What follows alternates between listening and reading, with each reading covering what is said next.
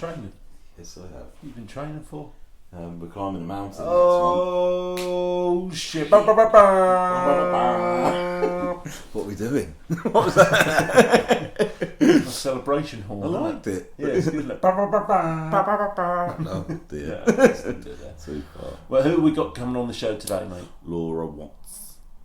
Laura Watts. She was the one I said about doing topic meetings. Yeah. She said about grief.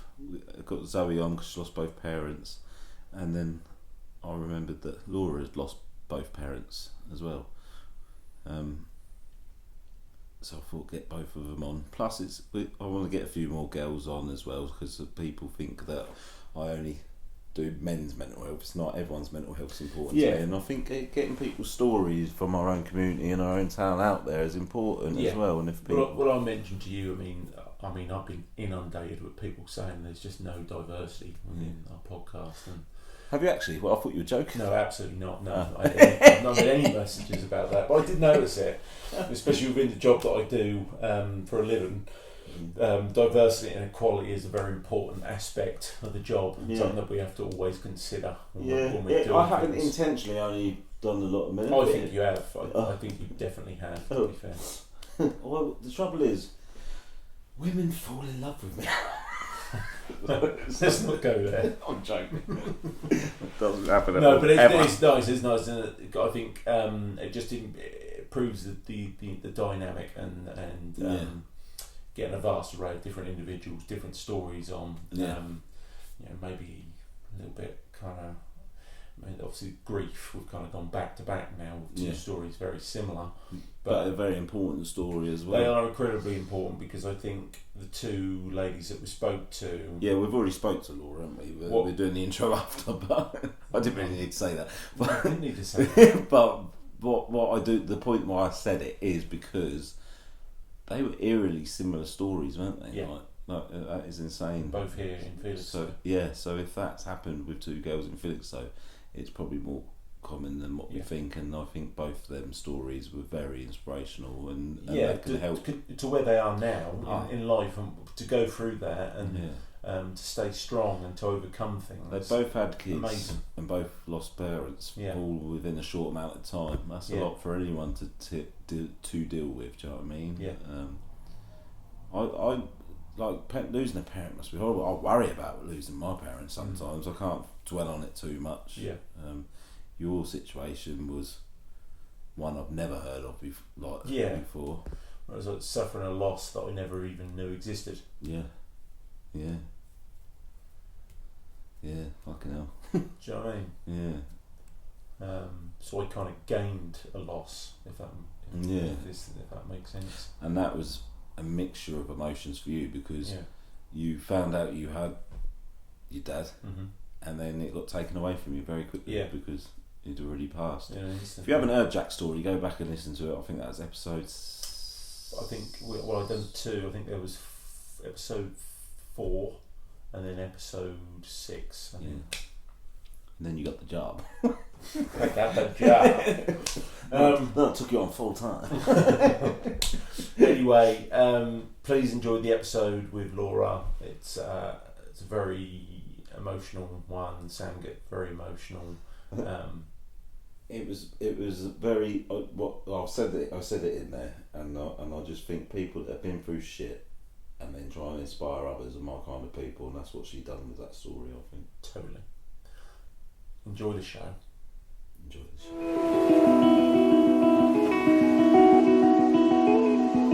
wouldn't have thought you would be bothered. Nah, that's like the whole different perception of Watsy. People don't know. Yeah. That's interesting. There's a shy side to Watsy. That's why I was so nervous about like just speaking so openly about it because I think. Are you 100% sure you want to? Yeah, like because I've done it before and I've done one like recently. I just think it's just maybe it's because I don't like know you or whatever, and like the lady I'd done the podcast with, like I knew her, but I know once I get into the motion of it and you ask me certain things, it'll just like flow. Do you know what I mean? Yeah. It's just I don't know. I just like it was only the last sort of hour really, and I was getting ready and I was listening to like Zoe, and I thought so much of what she said, it's not until someone speaks about it, it's like, that's exactly how I felt. Like certain things that she said, and I'm like, when she would put it in that context, it's like, shit, I didn't even know I felt some of these things. So then to like just say it out loud, like for everybody to hear, it's kind of like nerve-wracking things. I think some of what I like might just say, I think I've not even spoken to my brothers about that. So that's what's nerve-wracking, but at the same time, I'm like, why would I not speak about it? Because Zoe and the other people are just proof in the paperwork that other people have been through it. Do you know what I mean? I think it's just an important thing to like speak about. Definitely. So I don't think people, I don't know, I just think there's this stigma still, like with mental health just in general, people feel like you can't speak about that, you have to like leave that behind. When actually it's like something that affects every day really, doesn't it? Yeah, definitely. Even like with your stuff, like there's demons every day that you like have to get up and put a brave face on. And people know this side of you, don't they, as like always being like that. Like you said, I wouldn't think you'd be like that or whatever. When actually I have to put that all aside. Yeah, definitely. And I think what talking about it does is make sense of a bad situation. I'm 100%. Open about the shit I went through because it puts some closure to it, and but if it can help other people or prevent them going down that road by me talking about it, then I didn't go through it for fuck all. Do you know what I mean? It's a bit like when I commented on it, and like me and Zoe have only ever really spoken through the connection we have of losing our parents and being local to Felixstowe and stuff. When I just said like, well done Zoe, it's really good of you like speaking so openly about that, she said, well thank you, because you've always been someone that I can talk to about most things. And that kind of hit as well, because I thought like the conversations we've had late at night and like not remembered them or whatever until we've bumped into each other walking the dogs, it's like we have had some powerful conversations because we've been in the same boat. That's good. Should we start? So, because this is getting good already. Yes, let's start, Sam. Go ahead. I'm Sam. I'm Jack. This is Dare to Talk, and today we've got Laura. Hello, Laura. How are you? Nice to meet you. Nice to meet you too. We've got you on. We've just been chatting already about it, and already it gives me goosebumps. But we got you on because I put on my Instagram or Facebook, whatever it was, that we wanted people to talk to us about topics that we're going to talk to on the podcast. You said grief. We had our friend who you know as well, Zoe, on to talk about the loss of her parents, and you lost the parent as well, didn't you? I've lost both my mum and dad as well. And you know Zoe, and you took comfort in talking to each other for it, and I thought it'd be good because we haven't had loads of girls on either as well. I think it'd be good to mix it up a bit and get. Yeah, no, we do need to improve on the diversity of the podcast. So I've had a lot of messages of people saying, you're not really diverse enough. I just don't think you're appealing to a wider audience. So welcome, Laura. I'm here. When he said diverse, my brain just went to that group that dances. I thought he was trying to get me to do a talent show or something then. Anyway, welcome to the show, Laura. Nice to be here. So, I suppose obviously we want to get into sort of why you're here and talk about that, but I suppose, are you local? I've always been like Felixstowe. Grew up in Felixstowe? Yeah, both my brothers, like Sam, like one of my brothers from high school and things like that. Grew up like here all my life. Had a really like happy childhood, couldn't fault it. It was close to both my parents. And it wasn't like until I hit 23, like my mum was diagnosed with cancer, and that was like a really quick turnaround. So I'm just trying to think, Esme was born, so I've got a daughter who's now 7, and that's just me and her. It's always just been me and her. Her dad doesn't have like any involvement, so like that connection that I had with my parents and my daughter was obviously even more, because I was lucky and like fortunate for the first 18 months of her life. Like they were her, like my support network with them as well. And I'm just so grateful that they were both like here to witness the birth of Esme. And I think something resonated, like Zoe said on the podcast with you, what gets you through like every day is that I've always had my daughter to focus on. So I think it's not been up until really, I'd say like the last couple of years with like lockdown and having more time to think and things like that, I've actually kind of thought, shit, yeah, like I am grieving now. So you've because I've had time, maybe. Yeah, like you've been delaying your grief yes, by focusing on other things. 100%, because you kind of have to. Yeah. Like you don't really get a decision in. Yeah.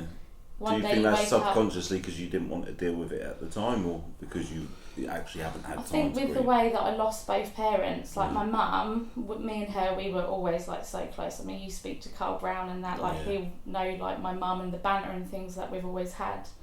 Like we were best friends, and like even though I grew up like very happy childhood, my mum and dad split up when I was 15, and then my dad actually like moved out of the country. I didn't actually speak to my dad for a couple of years. It all kind of like the family split quite sudden when I was a teenager.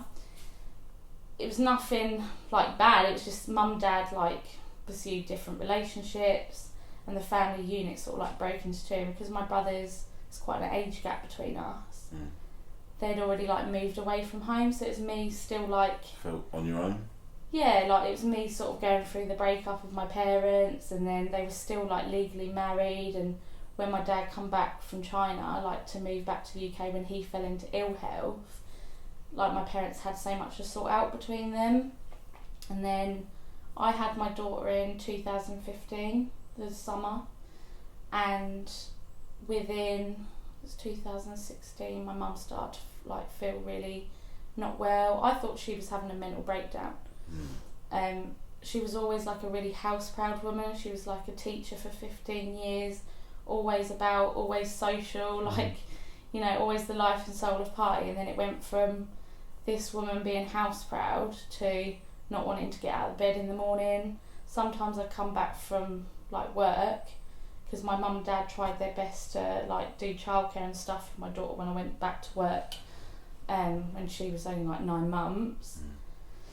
And I'd come home some days, my mum would just like be at home, oh, I've come back sick, and she wouldn't go to the doctors and stuff. There was like this fear in her, like she knew she was poorly, and it didn't come about that I knew she was actually ill until me and my parents were sat down on a Sunday roast. My dad's brought up a appointment that she'd missed, and then that's when she said she didn't want to go because she knew that she was ill. And 2 weeks before that, her friend had like been diagnosed with cancer, and she was completely riddled with it, and within 2 weeks of finding out, she passed away. So that straight away, my mum, I don't know how, but my mum just sort of constantly knew that she was poorly. So then she went for like different tests and stuff, and for a long while they kept fobbing her off. They said kidney stones, then they checked her heart and bloods and you name it. It wasn't until she went for an ultrasound in October 2016 they said, look, it's in the liver, but it's metastasis, so it meant it's like moving around, it's not where the primary cancer started. And she went for more like tests and stuff, and it was actually esophagus cancer. And that's when they said to us, I think it was by December time 2016, it is terminal. There's like little treatment that we can do other than just sort of like prolong life and keep her around for as long as, you know, we can comfortably. And then it was Christmas 2016, she had her first she had her first week of chemotherapy, and that just like killed her off. She couldn't cope with it, and they said we can't give her any more chemotherapy, she's just not responding to it. She felt really ill, had to have a blood transfusion and stuff. We nearly lost her through that, and from then really she just went so downhill. And I think it's always been hard for me to deal with, because me and my mum, we were so close, and my brothers were as well. I could never accept that my mum was ill. So I kind of like stepped away from doing like that at-home care and stuff, and I can't thank my older brother enough, you know, like he'd done everything. I just couldn't deal with facing, in the space of like 4 months of like diagnosis, like losing her. I wasn't ready to let go. Didn't have no time to process it all either. It just must have felt like it happened so quickly. Yeah, she was there with me like with birth of my child, and like supporting me like up until Esme was like 18 months, and then that hit, and I just thought I can't do it.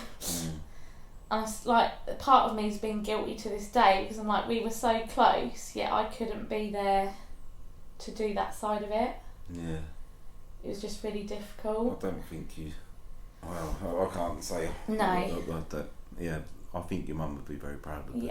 I know deep down now, but it's took a long while to like go back and reflect and like take the guilt and stuff away. I think that's they say you go through stages of grief, and I think the biggest bit for me was like the guilt. Yeah. Not many people know that because they always go, oh, you know, you and your mum were so close, you'd be so proud of you. But deep down, I've always struggled with like the guilt sense of it. Yeah. And I feel it's because I had so much going on at the time losing my mum. I was moving into my first ever home, so that was scary in itself. Yeah. Dealing with an 18-month like baby all on your own, not really knowing how the fuck to be a parent. Yeah. There's no like. And the person that you would turn to. Is you know like she's poorly and I couldn't go to her for any advice, and all my other family were like in complete turmoil because they're just wanting to spend every minute with mum, aren't they? Yeah. Who did you turn to then? No one, not really. I mean, my best friend Vicky, you know Vicky, don't you? Victoria Javasquez. Yeah. Yes, I do. Yeah. She was there like every step of the way. Like, she is basically family to me. She would go up to see my mum at hospital. She would help me with Esme. Like, if I said, look, I need to rush to go to mum or whatever, I'd drop her day or night. She would take days off work. And that was my turning point, really, because I didn't have anyone. I didn't want to put any more pressure on like my brothers and stuff because they were already doing so much. Yeah. And at that time, my dad was poorly as well. That's what I was going to say. You said your dad had ill health. Did you lose both your parents close together? Yeah. Very so I lost my mum in February 2017, and there was actually a spell in her last weeks. Dad went into hospital as well. He got pneumonia. We thought, oh God, like this is touch and go with Dad as well. And for a long while, like, I know this sounds mad, but my dad had COPD, and towards the end he was on oxygen like 24/7. But when my mum was poorly, his like health was just rapidly getting worse and worse and worse. But each time we thought that we were going to lose him, it was almost like the boy that cried wolf, because we just thought, fuck, like he's come back round. And then Dad like would have spells of being better and going in and out of the hospice and having steroids, and they couldn't give him, he kept going back to Papworth because he needed a transplant and he couldn't have one because they said there's just no way that your body could like... What was the transplant for? I think it was something to do with, it was a lung transplant, I think. And he couldn't have it done because they said like your body would just never like cope with it because your heart and stuff, basically, because his heart and stuff was also weakened with the smoking and everything else. So then I lost my dad in February 2019. So it's like February's a write-off for me because I lost both my parents like in a February, but in the space of 2 years I lost them both. I think that'd be impossible for anyone to process just one of them situations, let alone both, and being a new mum. It's quite similar to Zoe's story, isn't it? I know, like, I didn't know, like, because obviously we've spoken, but until I heard, like, you guys speaking, I didn't realise, like, she'd lost both of her parents and stuff in the space of a year, and grandparents and everything else. And I do think when you do go through such, like, horrific things, I do think it does happen in quite, like, a close spell. With Zoe, and she won't mind me saying, she puts up a guard 100%. At the front. Do you feel like you have to do that? I have done at times. Yeah. I think there's very little people that actually know like the true Lauren. Like this. Well, is what I'm even just with you, because we met up a few times with Carl Brown, and we were going to do a podcast, and for some reason it didn't happen. But I wouldn't think that you were really nervous before we done this, and I wouldn't think that was even in your characteristic. Is that right? Characteristic. Let's go over. I can't say. We all wear masks. You got it right though. We all wear masks. Yeah. And it's all dependent on people we interact with. It's experiences that we've been through, and things that have happened to us. You put on a mask to deal with certain social circumstances. Yeah, definitely. I mean, that's a lot to go through. How old were you at the time? So I was 23 with mum and 25 with Dad. She's very young. That is very young. And then, how old's your daughter now? She's 7. How have you took anything from your parents with how you raised your daughter? 100%, like especially with my mum. Like me and my dad, we got on so well, but he was quite a, how do I say it, like growing up and stuff, he could never understand when me and my brothers were like having arguments, and he showed love in a very different way because he was adopted and stuff growing up, and I think he found like affection and things really hard, even right up until he passed away. It was almost like after mum went, me and him got closer, where there was a time when I was a teenager, he like moved away and stuff, and I didn't actually speak to my dad for a couple of years. And I think he found that guilt of that, and he wanted to repay it to me in some way, obviously when my mum left. But he would never show me affection like in person. We'd just take the piss out of each other, and then I'd get a text from him like at night, and I'd be like, why don't you just say it to my fucking face? Like, I prefer that so much more. And sometimes we just need that. Does that make you give your daughter more affection because you didn't get it? Yeah, 100%. But I do think I couldn't sit here and lie and say I don't struggle, because being just like split parents or like having no parent involved, I do find that difficult. And I always feel like sometimes I do more, or I'm a bit more of a pushover with her, or I let her get her way a bit more, because I feel that guilt of her own dad not being involved. Yeah, and it's your first child, you're still figuring it out. We're always figuring it out as parents, 100%. aren't we? She's so smart, like for a 7-year-old, she's sassy and everything else, like she's got me as her mum. But she's she's so switched on that she knows everything, and I wouldn't like hide anything. She knows the story of like grandma and granddad aren't here, and unfortunately on her dad's side, like his mum passed away and stuff, so she's had a lot go on in her little life of like being a 7-year-old, and I'm just very conscious of that. But I do carry over, like especially the relationship that I have with me and my mum. That's beautiful. Like, yeah, she's my daughter, and being mummy will always come first, but the banter and stuff that we have, no different to like how you can be with your daughters, you know what I mean? And that's when they never really leave us, because they live on through us, don't they? Do you know what I mean? And there'll be times when you have a laugh with your daughter, and that will remind you of a time with your mum, and that will be nice. It horrifies me. Even if people like just bump into us or whatever, they're like, geez, you can see that she's your daughter or whatever. And that would be the same as when me and my mum were going out with each other. I get it to this day. Christ, you walk like your mum, don't you? Or you look like your mum. Like, we all carry such a strong gene. And that's just, I don't know, like you just carry that over as like a happy memory, really. And I speak about my mum every single day. There's pictures all over my home. Like, Esme brings her up all the time. Even what was your mum's name? Jane. So I'm Laura Jane, my daughter's Esme Jane, so like we carry that over. You say you got 2 older brothers? Yeah. How did they deal with what happened? The whole macho man kind of. Yeah. I don't really know if they've ever actually dealt with the grief. I think Zoe says that you don't deal with it.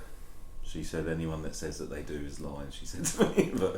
But she said that you just learn to I don't get think on you with deal with it. I think, I always say this to like people, right? I think you either have to deal with it and just like deal with the bad days of getting up and thinking, fuck this shit. Like, I have to carry on with my life, even though other people have very like the normal setup. I don't know, it gets to like Christmas and things, and I completely resent social media, because I think lucky bastards, they get to go off with like their families and things like that, and you have to put on this bravery of, yes, I'm very fortunate I've got my daughter and I'm not completely stuck on my own, but that still doesn't mean to say sometimes you feel life's dealt me a hard hand, which it has, like you get fucking angry about it still. I don't think you couldn't, in a way. Do you know what I mean? It is interesting. I saw something like not so long ago, and it said like, it was just this quote I found. It said, losing your parents like at any age. I mean, I'm thankful that in one sense, like, I know I was only 23 and 25, like losing both mum and dad. I carry that, like when I'm having a bad day, I think, well, at least you got that, Laura, instead of, I don't know, being like a child or whatever and having your memories cut even more short.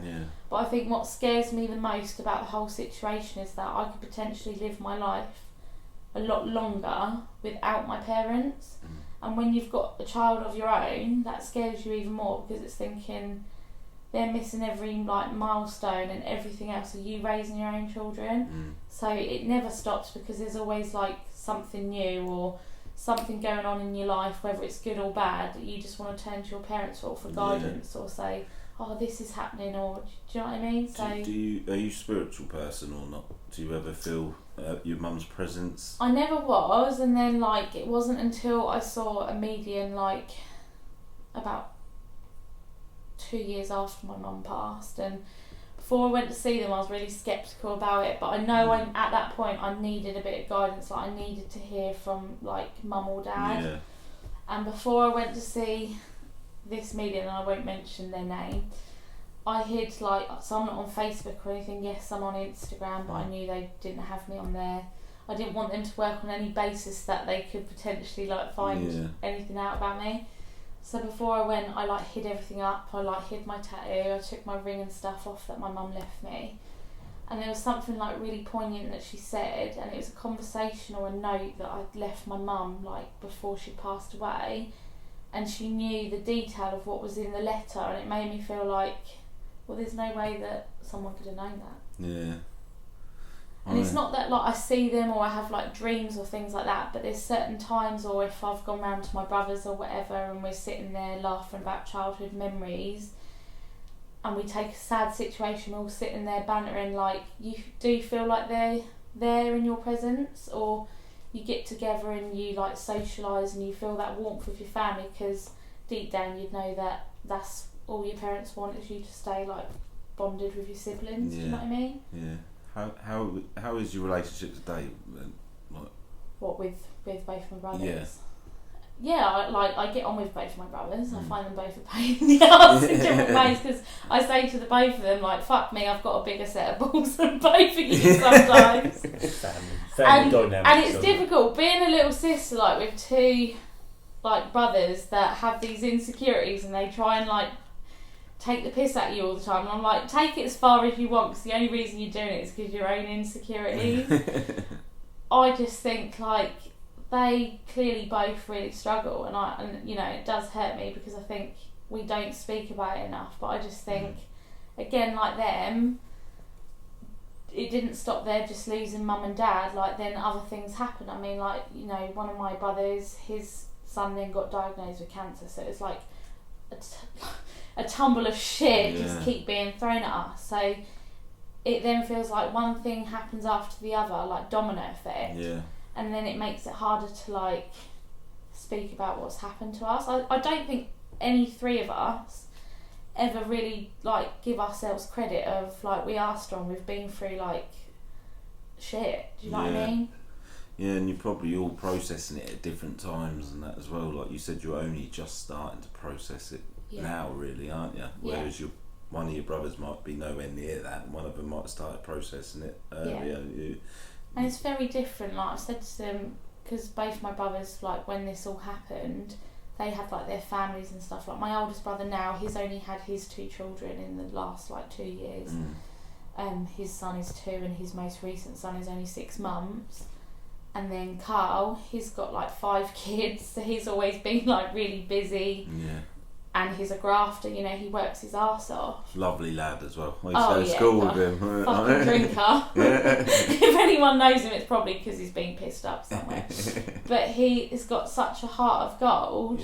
But I just think, like, I've spoken to my older brother, and he can like show a lot more empathy, it seems, in certain situations. Now I know, like Carl, I call him my middle brother even though he's older, he's very much like, well, life goes on, but it's all a persona. His way. Because I know deep down, like, he's a big softie, really, and I think... And trauma can strike you at any time. A lot of people, they 100%. reckon... Something can just randomly trigger it. They reckon a lot of people with mental health problems are from their childhood with trauma, but it can happen at any time, and no matter how big, strong, or whatever you are, losing both parents is going to have an effect on you. And if you don't deal with it... I don't think I really dealt with it until, like, the last couple of years, and that went until we hit lockdown, and because I'd been so busy, like being a mum, then like going through looking after mum, and then losing dad, I spent like 4 years of my life totally single, not interested, And then it wasn't until like I had a really rough toxic relationship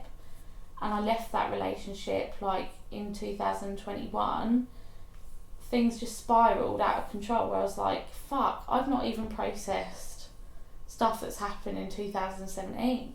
And that was like the icing on the cake, really. And that's when I went into therapy and I thought, I didn't even know like half this stuff was going on, like, and it was like trauma counselling and stuff. And I just thought, what was the moment where you decided to go to therapy? It was after I'd left the relationship. It was a really like toxic relationship. There was domestic abuse and everything involved. And it was the point where I'd gone into work one day, and I'm thankful to my boss to this day. Like, I still have that job. I'm a support worker at a parents unit. And I went in one day and I'd like been hiding for months what had been going on. Because again, it was all about a bit like Zoe, like you put up this persona of like you're strong and I'm independent and I don't need any help and blah blah blah. And I'd been hiding all the ins and outs of what had been going on in the relationship, and I'd gone into work one day, and you know when you just can't hide it anymore, you can't carry the weight of your shoulders of what's really going on behind closed doors. And I just sat down, my boss took one look at me, I didn't even need to say anything. She went, you need to go home, you need to focus on getting yourself better, we will sort like some kind of counselling or whatever through work. And she could just see it, I don't know how. And that's when like I just opened up about actually everything that was going on. And like, when you opened up, what did that do? That stemmed me to get the support that I needed. Did that take a weight off your shoulders? Yeah. But I don't think counselling worked for you, did it? 100%. First time round it did. Yeah. And I felt like I got everything that I needed from that, and that was enough. Would you recommend that to anyone that's in your situation? I think everybody, it doesn't really matter if like you've hit that stage in your life, whether you've gone through something really tragic or not, everybody could benefit from themselves. Like, you never stop growing, and for you to be able to be like, I'll keep bringing it back to Zoe because it relates, but she said it didn't work for her. The counselling I can understand that because I had it like very early days. That rule that she puts up, she made her mind up before she went in there. Yes, and I did. Yeah. The first time I'd done it, I'll give you, like, this woman turned up from my house, and they would come from St Elizabeth's Hospice, and poor lady, like, it wasn't her fault. I felt sorry for her now, but she turned up and they hadn't like got a proper qualified counsellor or something. They were waiting for like applicants, but she had done like qualifications and she was in the process of training up or whatever. And I just didn't connect with it. It was so raw. It was so like soon after my mum, and she turned up at my house. I just remember her saying, have you tried getting like old bills and just sitting there and ripping them up when you're feeling like this? And something stemmed and it made me feel worse. And I remember going into the kitchen, getting a bit of paper to wipe my eyes, and I remember just like whispering, will she fuck off out of my house? And I had to go back in the living room, approach her again, and then like, right, you better be on your way. And it didn't work for me because I simply wasn't ready. And I do think a lot of the problem is you've got to have that turnaround in your life where you're like, right, I can't cope with this on my own. You need to work out what method that is, like whether that's medication or whatever is going on, and go, I need to fully commit to this because something's not right, so I need to work out what it is in order to feel better. And that was the point where I was at. With anyone's story, there's something something that will work for someone won't work 100%. For someone else. Do you know what I mean? Everyone has got to find. I've never chosen medication or whatever. I've never felt like I've needed that. That's what I was just about to ask you. Do you do medication? No, I don't do but you wouldn't tell anyone not to either. 100% no. There's different things. You know, for different people it might be exercise or it might You've be got to figure therapy. out what works for you with any situation. That was the same with me. I mean, I sought out advice and therapy. Well, two or three times I've had big slumps in my life. The time that I didn't, I used exercise and pushing myself, and that was that breaking point that we've done before. We spoke about that 2017. But it is about what is right for you and finding that fit. And I think for anyone, I would recommend therapy and speaking with someone, because it did work for me at the times when I used it and I was willing to engage in it. Yeah. Don't just go because someone's told you to go. 100% no. You've got to go, right, this is what I'm going to do, yeah. and you have to be open to it. And yeah, it is rewarding, and you can get a lot out of it, and it can definitely help.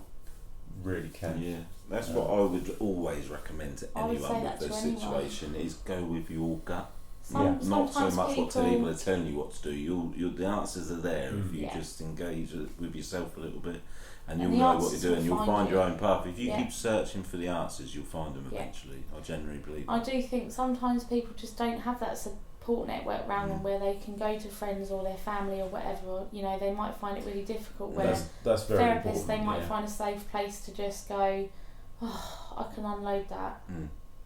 So different things work for different people, but I think anyone could benefit from therapy at some point in their life, whether they choose to like pursue it or not. I just think anyone can learn something from it. Yeah. Oh, do you know what? I got really emotional now. Aww. It is. Oh fucking hell. This is a good But no, everything you've been through and you talk about it to try and help others, that shows a credit to who you are. On the podcast You're the same. Yeah, you do. I know, but it's not all about me. I think, like what you said, I think you have to go for a tumble of shit, and just like with what I do in my job now, someone said something to me the other day and they were like, Laura, it's like you give everything out to everyone, but do you actually get back from people? And it's like, I probably don't. I probably know that I get mugged off or whatever. Not all the time, but there'll be some times you'll 100%. Get it back. And you do get back what you give out. I do truly believe that. Yes, you might get like completely taken the piss out of some people, but like you just therapy is like helping other people sometimes, and that makes you feel a little bit better, doesn't it? Yeah, well, I think I've said it before, that helping people is the most selfish act there is, because what it does for you, do you know what I mean? But at the same time, helping other people, if they choose to take the piss or take advantage or choose they see your kindness as weakness, that's on them, and all we can do as an individual is keep our side of the road clean, and if they 100%. Choose to muck theirs up, then that's on them. Right, I'm going to go another cry.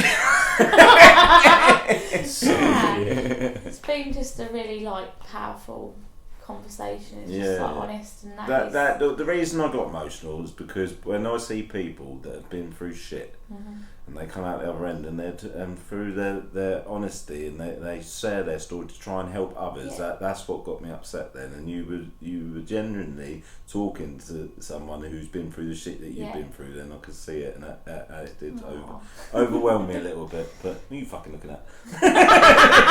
Jack just looks at me like that. It has to change. You fucking ruined that. So where are you at in your life now? I definitely feel like I'm more settled and stuff now. Good. Like I'm enjoying my job. Like I'm back to, like going through the therapy and going through like the shit. I do feel like I'm stronger. I feel like I've learnt a lot of like self-worth over like things that I've gone through as well.